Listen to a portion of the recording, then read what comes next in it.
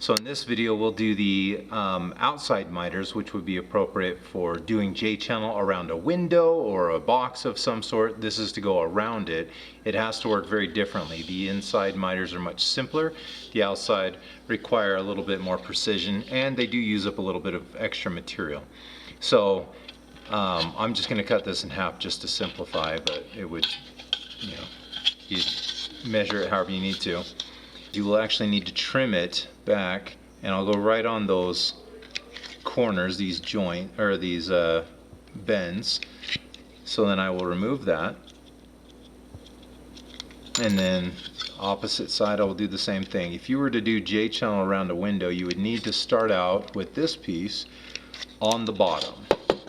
That will allow you to make sure that all of the pieces that follow will make sure water is draining properly. So this would go in this fashion on the bottom side of a window. Now the next piece is going to come up the sides, and I'm actually going to need to cut it. You could do it with a number of different ways. You could mark it. You can do something, because you need it to overlap about that much. A cheater trick I'm doing right now is I'm making a little mark on there that you might not be able to see by using the edge of the J-channel to scratch it. You could use a pencil, you could do whatever. As long as it ends up with the same result, then it should be fine either way. Alright, so in this case I had to use the straight cuts or right cuts to be able to make it so that this piece would overlap like this. And then you would take this, fold it over. As you can see, this bottom piece is going to have a little bit of it sticking out, and I'll trim that afterwards. So this would be the side. In the case of a window, this would be on your left side. So now I need to trim this back like what I did originally on the other piece, on the bottom piece. So this one will only need it on one side though. Okay, so cutting it back like that so that the next piece can fit in there. So in this one is going to do the same thing, so I need to make it about the same length as the other piece. This one I'm going to actually need to use my left cut snips. I'll trade to those in just a sec.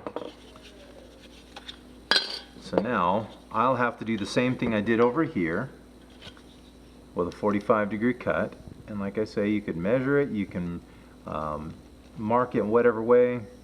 This is pretty close.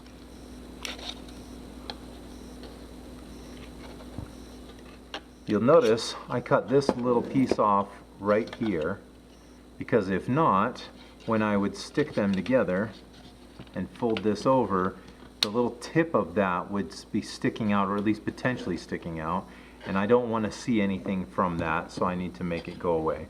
So now this piece, I am going to cut it with a miter on both sides. So this one, the left,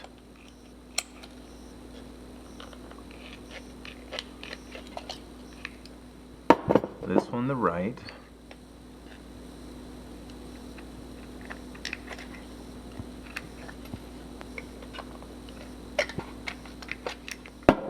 and then it will slide in over the top.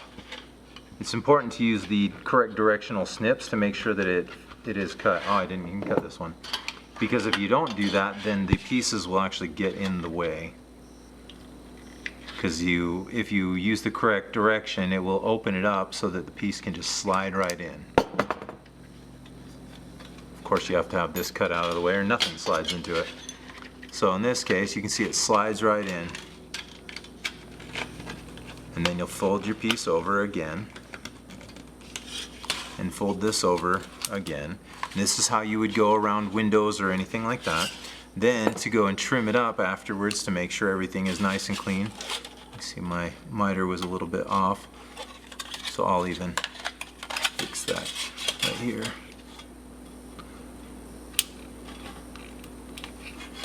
Now